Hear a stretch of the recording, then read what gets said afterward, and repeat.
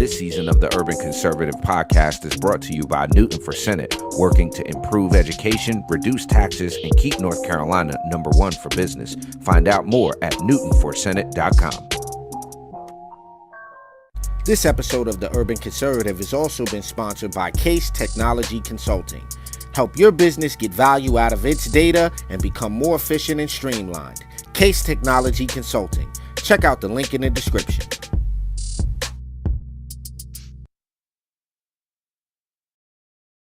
This episode of Top of the Morning is brought to you by Edward Jones financial advisor Kelly Harmon, providing you with well-researched guidance backed by Edward Jones' extensive team and technology that help you prepare for retirement, children's education, or other financial goals. Call 252-473-1006 or visit the link on the screen.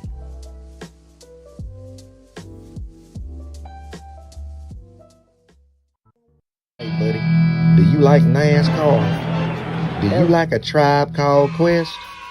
Well, you gonna love the Urban Conservative.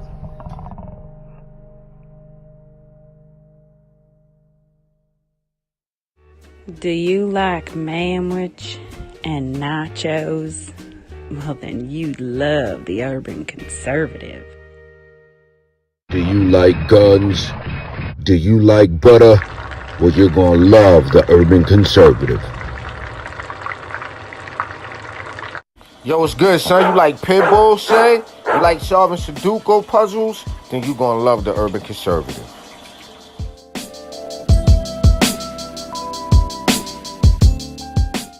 Hey, buddy, if your car making a sound like this, you might want to get you some power steering fluid and check out the Urban Conservative Podcast.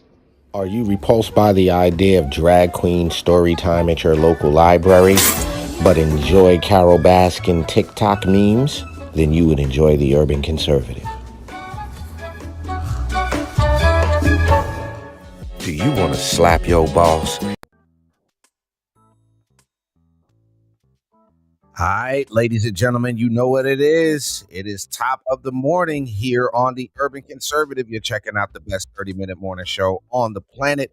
You are on the Urban Conservative. If you haven't done so already, as always, we would love you to jump over to tuconservative.com.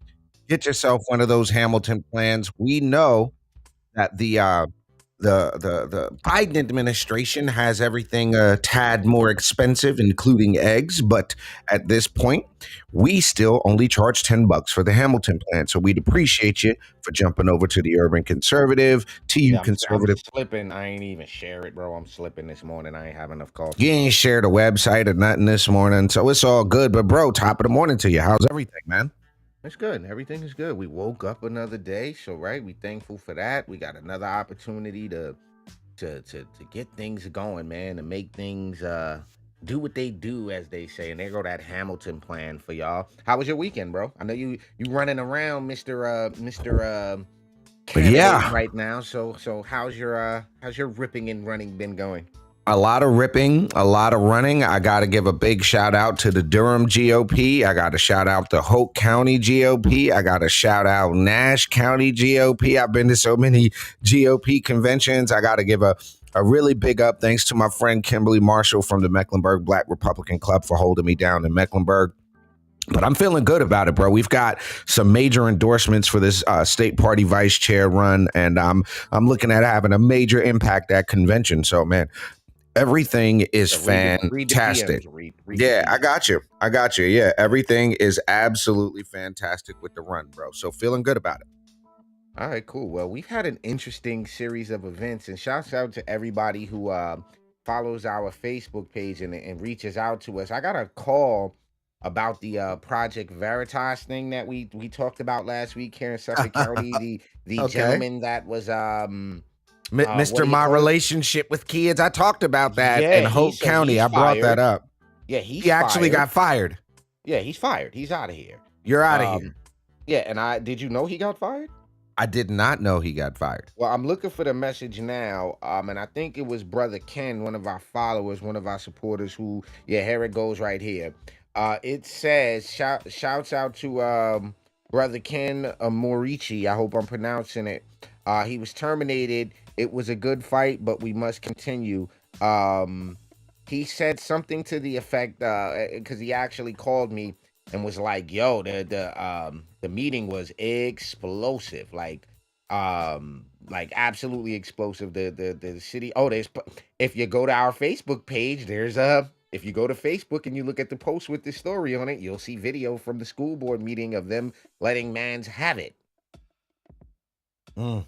Yeah, they let Okay. mans have it on that thing. So he's out of here, Mr. Casamento. He's fired.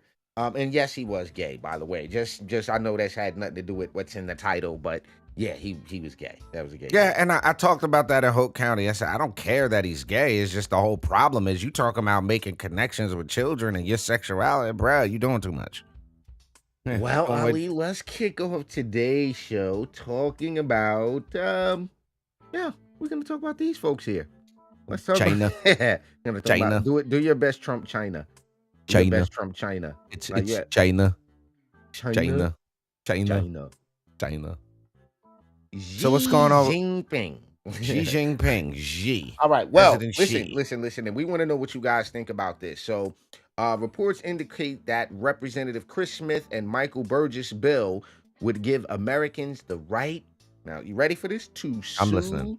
To sue SUE China for coronavirus. Representatives Chris Smith, a Republican out of New Jersey, and Michael Burgess, a Republican out of Texas, who's also an MD, right? Unveiled a bill last week that would give Americans the right to sue the Chinese Communist Party for damages after it allowed the coronavirus to spread around the world. So there's a quote here that says, with people finally recognizing that COVID-19 more than likely came from the Wuhan. Give me a Trump Wuhan. Wuhan. It's Wuhan. It's Wuhan. That's more burning. But from the Wuhan. The Wuhan. Something I raised from the very beginning. It is outrageous that no one has been held to account, said Smith, the chair of the Congressional Executive Commission on China, said in an exclusive quote. Okay. So China's communist leaders knew they had a deadly and highly contagious virus on their hands, and they attempted to hide its origins and imposed their malign influence on the WHO to echo their false narratives. The bill would waive, now this is the important part, the bill would waive the Foreign Sovereign Immunities Act and allow Americans the right to sue the CCP for monetary damages, personal injury, death, or damage to or loss of property as a result of the CCP trying to hide the virus outbreak from the WHO organization and the international community allowing it to spread. So I would like to sidebar here. The Foreign Sovereign Immunities Act prevents Americans from suing other countries except under specific circumstances, and the plaintiffs in a current class action lawsuit claim they fit under the exceptions for commercial activity and personal injury or death that stems from the tortious act or omissions of that foreign state or of any official employee or foreign of the foreign state while acting within the scope of office and employment. This is about a lawsuit against China. Now, plaintiffs have worked around sovereign immunity protections in the past, and victims of the Pan Am Flight 103 bombing in 1988 were able to successfully sue Libya. So there is a precedent for this. Okay, that's interesting. But I wonder if other nations can sue us. That's going to be about what they laws have. Individually. Like, I wonder if there's individuals suing the U.S. government from, I wonder if that's a thing. I mean, I'm sure. Oh, okay. Well, yeah. I'm sure. But I don't know. I can't tell you offhand any, but I'm sure that there's a thing for that, like to sue them. But here's what my question is. Is this right? I mean, should American citizens be able to sue China? Because, I mean, as you listen to what's coming out about the origins of the virus, the lab leak and all this kind of thing, the effects of the yab on people and all that kind of stuff, is it the right thing to do to pass a law that allows Americans to sue the Chinese government? Is that the right thing to do? I think it is. I think it is because I mean, listen, I'm no virologist, I'm no biologist. Neither one of us have ever made the claim to be some type of medical specialist, professional, or Facts. even that smart, right? But we can read. We can read, right? And we can deduce. We can deduce, right? Why what would make people think that this didn't come from the place that makes that stuff? That's it's a I'm pingling. done. I'm done. I'm stopped. Stop. Just stop right there. Ladies and gentlemen, you are checking out Top of the Morning, the best 30-minute morning show on the planet. We are going to take a very quick commercial break and come back with our next story for the morning. Get yourself a cup of coffee and come right on back to Top of the Morning. This episode of Top of the Morning is brought to you by Edward Jones financial advisor Kelly Harmon, providing you with well-researched guidance backed by Edward Jones' extensive team and technology that help you prepare for retirement, children's education, or other financial goals. Call 252-473-1006 or visit the link on the screen.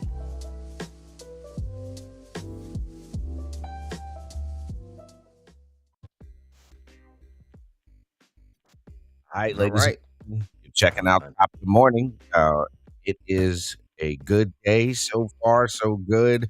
We've got coffee. We are alive. We're blessed to see another one. As always, if you haven't done so already, if you want to support the podcast, you can do that. Support the Urban Conservative by visiting tuconservative.com, getting yourself a membership, clicking on that page that says sponsor an episode, and you too can come on board. Shouts out to Kelly Harmon and all that good stuff. So, I'm actually not touching anything in the production side of things. But next story, bro, what you got? We got LA. That's It LA. sounds the Democrats are sounding real country KKK right now. Really? You got you got the white man, or no, what's the reverse of that? They sounding crazy. Real 'Cause the story, ultra black power-ish, like well, the yeah, that's what it is. I have to go into let me get into character. Hold on. Ultra Black Powers. All right. I need a name. Give me the character's name. your name is your name is Mustafa Kilahunky. All right. Ladies and gentlemen, my name is Mustafa Kilahunky. That's right, you heard me, Mustafa Kilahunky. I live out here in LA, and what I need you to know is that the white man drivers are polluting the black air. You heard me correctly. White drivers are polluting our black air here in California. Our Latino brothers and sisters cannot breathe the air because the white drivers are polluting the air. Now, I come from a long line of killer hunkies, and we know for a fact that the white man hates black air. He hates the black air. He don't want no Latino air. So what he doing in LA is he's polluting the air. I will be Sir, back. Yeah. Sir, Yeah, Mr. yeah. Kilahunky, I have a question, Yes, sir. sir. Yes, sir. Are there any black drivers in LA? Oh, so what you trying to do, what you doing is you suggesting, that somehow because there are black drivers that, but that's different. That's different. Because black drivers, black air, we don't black. slam on the gas like that. Oh my gosh. So is this serious though? Like somebody actually said that white All drivers. right, Los Angeles Times. White drivers are polluting the air for black and Latino residents. This is just what the Los Angeles Times published an article Thursday claiming that white drivers are disproportionately to blame for local air pollution that affects black and Latino residents of the city. The article by Sammy Roth comments on a recent study by scholars at the University of Southern California who found that all else equal, tracks whose residents drive less are exposed to more pollution, as are tracks with a less white population. The study blamed urban planning that put freeways through black and Latino neighborhoods, though there may be cause and effect problem as neighborhoods with freeways may be more affordable and convenient for black and Latino households migrating to the city to find jobs and opportunity. It concluded communities from a majority white tract disproportionately drive through non-white tracts compared to the inverse. Yeah, it gets So weirder and weirder. wait. If I'm white, I gotta drive through your neighborhood to get where I'm going. But if No, if I'm you're any color, you gotta drive through this I gotta neighborhood to drive get through where this neighborhood, right? you But got to. if you live in this neighborhood, chances are you ain't going very far, is what I'm hearing. So it's like, because I gotta drive and you don't gotta drive, somehow my driving is impacting you disproportionately. All right, well, I mean, that's just because it's so stupid. I just, it's weird. California, and listen, and they talking about Gavin Newsom potentially running for president. Are you serious? Oh no. Could you see Gavin Newsom with a state with this kind of nonsense being reported and happening, him running for governor? I mean, for president, excuse me. Do you actually think? I mean, he might be camera, convenient, but I mean, really, they're polluting the air for the black people. This is what you guys are going with. It's absolutely stupid. It's absolutely stupid. Now, I would think the white people got to breathe the same gosh darn air, right? Am I off with that one, Ali? I was just gonna ask: are people breathing the air as they drive through this? So is there separate air being pumped through the air conditioner of their car? Like, I'm trying to figure out how does it. And then who are the idiots falling for this? And I mean idiot by the textbook definition of idiot, lacking the mental capacity to understand something in front of them. That's what an idiot is, right? So who's the you have to. I guess in California they're so far gone that they just believe everything. I mean, that is the home of the Panthers. I mean, Hollywood is in California, so people are subject to believe anything. But here's what my real problem with this whole issue is it's such a stupid idea, a stupid way. It's such a stupid way to insert more division. Like you can't just say, hey, there's a pollution problem in Los Angeles that's impacting the air. It's got to be, it's disproportionately impacting the air that might not, like, come on. Okay, It's hold on. ridiculous. So in the communities that are white people live in, that everybody drives through, are they disproportionately affected by the air quality there? Wouldn't that be a rational question to ask? That's a very fair and rational question to ask. But we're talking about California, so fairness and rationality may not be things that are paramount to the discussion. Have you done California? Have you been out there? I have been to California one time. I was at the airport. We stopped in San Francisco on our way to, it was San Francisco, and we flew to Korea from there. So Okay, I was in so California technically- long enough to change planes. All right, so you have not been to California then. Let me explain something to you about California. Okay. And I know we got about a minute and a half left in this segment, so I'll make it quick. First time I went to California, I was 14 years old, 13, 14 years old. When I got off the plane and I got to LAX, right, I was confused. Right? 'Cause About? it looks like a spaceship. Like, it doesn't look real. Like, Mhm. it was so surreal to me, right? California is one of the most beautiful places on the planet. I'm just gonna tell you that. If you've never been there with your own two eyes, like to walk, but what they're doing, like Los Angeles, the city of LA, like there's certain, Mhm. like I was with Jodeci at the time, so we had penthouses and overlooking and the spiel. We had the whole spiel. And the breathtaking views, right? The beauty of that state. It's a dang on shame they are so far gone with this liberal far left nonsense, because this goes along with the whole idea of reparations. I think they're trying to lean on that, where California's trying to give out reparations, and I think they're using these things to buttress it, if you will. You know what I'm saying? Like, look, the air is unfair, the streets are unfair, the money's unfair. This is why we need to give reparations. I think they might be using this to buttress everything else. Yeah, along with they're it, yeah. using a lot of this environmental stuff. You and I both know it. If you're new to the show, we've talked about this before. The left is going to use any and everything they can to shove their agenda down the throats of people. And this here example of unfair air quality is another example. Ladies and gentlemen, right here at the 20-minute mark, you're checking out Top of the Morning, the best 30-minute morning show on the planet. We've got one more story to cover for you this morning, right on the other side of this commercial break. Don't go nowhere. We'll be right back here on Top of the Morning. Just because you're black doesn't mean you have to vote Democrat. This year, in order to see benefits for our communities, we need to vote outside the box. Find out more by visiting us at tuconservative.com.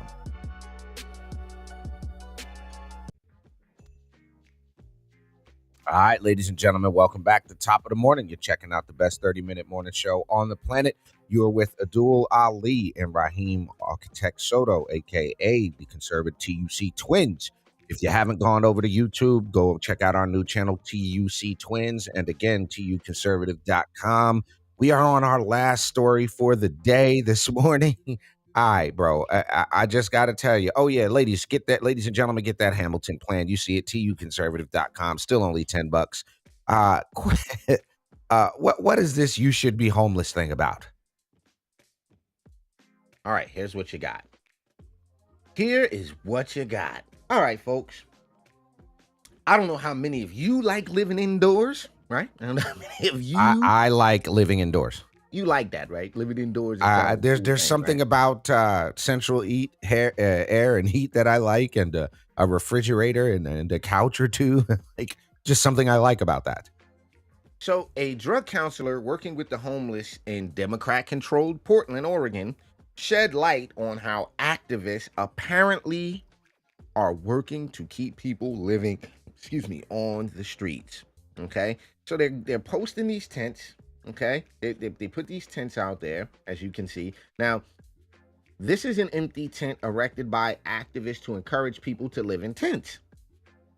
What? Kevin Dahlgren, Dahlgren, Dahlgren was quoted saying to Fox News on Sunday, Dahlgren spends a lot of time connecting with the homeless community and shares videos of those conversations to alert people to the dysfunctional system that is supposed to remedy the problem. All right. The major struggle with homelessness, he says, is just they give up hope. I met Anthony 3 days ago in inner Northeast Porcelain. He opened me that I became homeless. Blah, blah, blah, blah. Listen, bro. Listen. Yeah, he looks like it. But the state has one of the highest. This is the issue. The state has one of the highest homelessness rates in the country. But Anthony told Fox News he has not witnessed permanent solutions being offered to those in need, claiming they simply offer a blanket or a tent. Meanwhile, the city has a nonprofit group hand out syringes, pipes, and naloxone, which is used to reverse an overdose. Yeah, so they're basically going with this. What do you call that, Rod? There's a thing I just watched about this. What that approach is called, the harm reduction approach is what they're going with. Well, here's the thing. This is the thing to me that it's why would you want people to be homeless? Like, what about, how does that make your city attractive for business? How does that make your city attractive for people to come live there? What companies are gonna want to land in a place like that? Like, it's disgusting already, and we know about the autonomous zones and all this other stuff they had going on. But who would want to walk by this every day? Who would want to see this every day? And besides that, who would want to live like this, Ali? Well, let me tell you this. So with that homelessness being what it is, there is also a crime rate of 66 per 1,000 residents. Portland has one of the highest crime rates in America compared to all communities of all sizes, from the smallest towns to the very largest cities. Listen to this, bro. One's chance of becoming a victim of either violent or property crime is 1 in 15 in Portland. Wait. So if me and you in 13 time, what? One's chance of becoming a victim of violent or property crime in Portland, Oregon is 1 in 15. You're gonna get beat up, robbed, or your stuff's getting took. So it's 20 of us. If it's 30 of us in the room, 2 of us got a problem. 2 of y'all got a problem. That's exactly what that means. So no, Portland is not a safe city. No, this idea of putting people to live out there on the streets and yes, it is a terrible idea. Do I think that the other problem is this, bro? And maybe I don't want to get too deep into this, because we only got a few minutes left in the show, but this is not a government problem to solve. This is a community problem to solve. Yeah, and I again, I might sound a little mean, right? I might sound mean about this, but it takes some work to become homeless. You don't just become homeless. Like it just doesn't I've been there. You understand? Like, Hey, Ali, hey, I've been there. we It takes have some been work. there. There's a few decisions that go into becoming homeless. It looks like I'm on the 2 train tonight. There's some decisions that went into, you know, I'm not gonna make curfew. I don't want to listen to my parents. I want to be grown. There's a few things. I'm not saying that's all of it. Sure, there's the mental health issue, right? But again, like Ali said, then that's a community issue. That's a issue of the elected officials in that city not managing the resources correctly, not putting resources in place that would help curb some of this. Now, if we look, and I'm pretty sure there's some digging we can do, Ali, to find out, right, how much property does the city own? How many facilities do they own? How many buildings do they own, right? And they start looking at saying, okay, well, how can we make this space usable? We're gonna put up a tent city? We're gonna let human beings live in tents like it's 1890? Why do we need people in tents, Ali? We When it's don't. perfectly good structures. There's like All right, good buildings. hold on, Like hold good on, ones. hold on. I know I this. just don't understand. I don't understand. I get it, bro. But I gotta. We have to stay This, somewhere. Put them in a tent. nah, this is nothing to do with what we're talking about right now. But Tent? my homeboy just one of the homeboys just sent me something, and Robert John Ludwig. Do you know who that is? I have absolutely no clue. He is a 50-year-old, 6'8", 220-pound ex-Navy sailor. Made his college debut for Santa Clara Community Wait, College. what? Whoa. I need to type all of this in. What's his name? Robert John Ludwig. John Ludwig. Ludwig. Whoa. Made his debut. All right, College y'all basketball are taking this too far. Y'all for are the taking this too Santa far, man. Santa Y'all Clara are taking Community this far, College in the bruh. women's league. This dude is 6'8", 220 pounds, bro. Nah, bro. What the? Yo, come on, y'all. What are these 2 girls doing to him? What are y'all gonna do to him? Yo, homie is 6'8", 220 pounds, bro.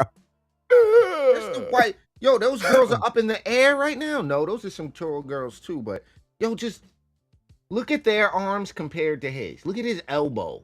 His elbow looks deadly compared to their elbow. Yo, Yeah, that tattoo around his arm, that shit says biker. I'm sorry, I cursed. It says biker dude. Just break, like, what?